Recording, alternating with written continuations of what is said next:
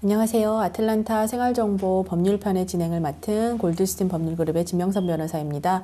오늘은 지난 편에 이어서 지금 11월 8일 대통령 선거 이후에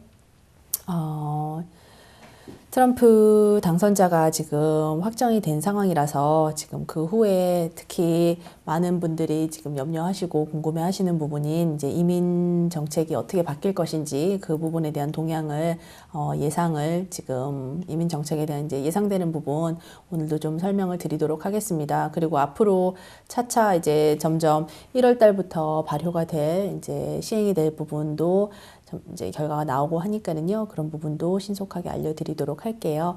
일단은 선거에 대해서 보시면 이제 선거 후 그 출구조사 결과를 보면 이제 트럼프 당선자의 지지 세력이 정말로 좀 생각 외로 또 인종과 종교 이제 이슈별에 대해서 정말 아주 뚜렷한 부분을 보여줬거든요.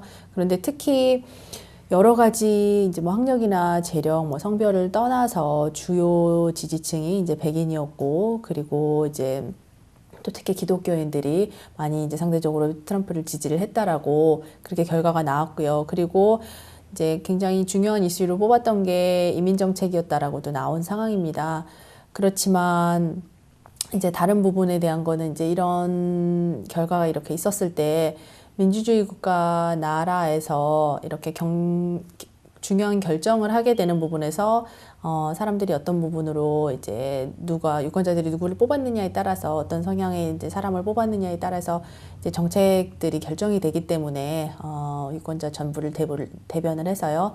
그래서 이제 앞으로의 이민 정책이 어떻게 될 것인지 그런 부분에 대해서 이제 많이 걱정을 하시죠. 그러는데 특히 이렇게 보시면 이제 많이들 염려를 하셨던 부분이 이제 트럼프의 지지자들이 대부분 뭐 백일 우월주의자들이고 아니면은 이제 뭐 인종차별자이고 이제 그래서 문제가 클 것이다라고 얘기를 하는데 사실 그런 부분에 대한 거는 뭐 이제 설들이 또 여러 가지가 있는 거고요. 다 사실인 게 아니기 때문에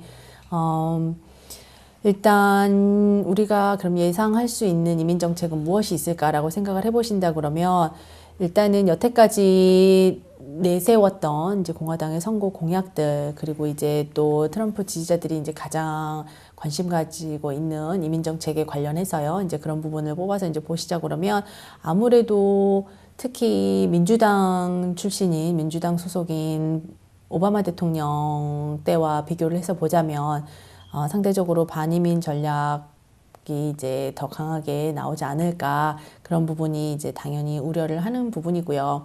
그렇지만 그렇다고 해도 그런 이제 아주 심하게 극우파인 공화당 측의 이런 정책이 나온다라고 해서 민주당 측에서도 근데 사실은 그 부분에 대해서 염려를 많이 하고 있고 상원 하원이 이제 지금 다 공화당이 이제 주력적으로 되어 있는 상황이지만 그렇다 하더라도 민주당 측에서도 이제 그 부분에 대해서 특히 그리고 민주당의 큰 유권자들인 이민 세대들 그리고 많은 이민자들 불법 체류로 계신 분들도 많으시고요. 특히 히스패닉 쪽에서는 그러니까 그런 분들의 이제 권익을 보호해야 된다라는 의미가 이제 굉장히 그런 의견이 크죠. 왜냐하면 유권자들을 보호를 해야 또 그 부분에 대해서 이제 다시 또 자기네도 당선이 되고 또 계속 유지를 할 수가 있는 부분이기 때문에요. 그래서 이제 지금 반이민 정책 도입 가능성이 크긴 하지만 그렇지만 이제 그거에 따라서 또 민주당이나 그리고 민주당뿐만 아니고 이제 국가 전체적으로 봤을 때도 이민자들의 이 인권을 보호하는 그런 단체들에서도 봤을 때 이제 이런 트럼프 당선자 산하에 있는 그 공화당의 이제 극우 세력에 대해서 굉장히 강하게 우리가 맞서겠다라는 의지도 지금 그만큼 또 강하게 다들 갖고 있는 상황입니다. 그러시고 일단은 시기적으로 보면 이민법이 이제 바뀔 수 있는 부분은 이제 크게 봐서 두 가지이신데 오바마 대통령이 입법 과정을 통하지 않고 대통령에게 주어진 권한으로 이제 행정명령으로서 사용해서 시작했던 이제 다카 청소년 추방유예에 대한 부분이죠. 그 부분을 트럼프 당선자도 이제 대통령이 된 다음에 이제 동일한 그 권한을 써서 동일한 방법으로 대통령의 이제 행정명령을 이제 써서 그 정말로 다카를 이제 폐지를 시킬 수도 있겠죠. 근데 정말로 사실은 그렇게까지 할까라는 생각들도 많이 이제 하고 계세요. 왜냐하면 다카를 시행을 해서 정말로 청소년 때 아니면 16세 미만에 왔기 때문에 본인들의 의지와 상관없이 미국에 와서 일찍 와서 이제 신분을 잃었거나 아니면은 신분이 없이 처음부터 시작을 했거나 미립국을 해서요. 그렇게 했던 분들한테 지금 그런 분들한테도 전혀 아무런 미국에서 제대로 살아갈 수 있는 길이 없다라는 거에 대한 건 이제 너무나 힘든 부분이고 미국 경제에도 좋지 않고 여러 가지 이제 악영향을 끼친다라는 걸 인정을 하고 그러고서 오바마 대통령이 이제 해줬던 부분이기 때문에요. 사실은 다카를 전면적으로 폐지를 한다고 만약에 한다면 그거에 대한 반발과 이제 대책으로 이제 대응책으로 내세우는 것도 사실은 만만치 않을 겁니다. 그렇기 때문에 또 이제 일부에서 추측하는 거는 그러면 다카를 이제 전면적으로 폐지하거나 이런다라기보다는 이제 다카에서 주는 뭐 혜택이랑을 좀 줄이거나 그러는 부분이 아닐까 이제 그렇게 얘기도 하고요. 그래서 일단은 그쪽에 그래도 예측하기로는 변화가 좀 가장 먼저 있지 않을까 이런 상황이고요. 그리고 또 이제 대통령 취임을 하고 나서 내년 이제 1월, 2월 이렇게 되고 나면 좀 더 자세한 부분이 이제 윤곽이 잡힐 것 같습니다. 그리고 그런 부분 이제 대통령의 행정명령권으로 이제 할 수 있는 부분은 그런 부분이 있으시고 그런 부분 말고 합법적으로 입법 과정을 거쳐서 이제 법안으로 제정이 돼야만 방침이 바뀔 수 있는 말하자면 이제 스템 부분 OPT 끝나시고 스템에 관련되신 분들은 이제 OPT 기간이 연장이 되셨던 분들이 있으시죠? 그래서 뭐 그런 부분이나 아니면 이제 EAD 카드나 아니면 H-1B에 대한 부분들 배우자들에게 이제 뭐 EAD 카드를 주려고 원래 했던 부분이라든가 이제 그런 부분은 대통령의 혼자 권한으로 행정명령으로만 할 수 있는 부분이 아니고 입법 과정을 거치셔야만 되세요. 그렇기 때문에 훨씬 더 절차도 복잡하고 기간도 오래 걸리게 됩니다. 그리고 대통령만이 원한다라고 해서 되는 부분도 아니고요. 그러니까 그런 부분에 있어서는 그러니까 지금 합법적으로 이제 유지하고 계셨다가 그거에 대해서 이제 어떻게 영향을 받게 될지 트럼프 대통령 때문에 이제 이런 부분 때문에 염려하시는 분들은 조금 더 기다려 보시고 이제 정말로 입법 과정을 통과를 해야 되기 때문에 이제 이런 부분으로 이제 안건이 제시가 되고 그리고 이제 뭐 투표를 다 거쳐야 되고 이러는 부분이니까 천천히 보시면서 앞으로의 이제 방향을 결정을 하시면 되실 것 같습니다. 그리고 이제 특히 외국인 근로자들에 대한 부분에 이제 워낙 이제 제재가 아무래도 더 있을 것으로 지금 저희가 예상을 하죠. 근데 구체적으로 어떤 식으로 될지는 봐야 되겠지만요. 왜냐하면 공약으로 내세웠던 것 중에 가장 큰 것 중에 하나가 이제 자국민 우선이라는 부분이었기 때문에요. 그래서 이제 그거에 해당이 되는 부분이 이제 취업 비자로 있으신 분들, H-1B로 있으시거나 아니면 그분들의 배우자들, H-4로 있으신 분들 그런 분들에 대한 부분이신데요.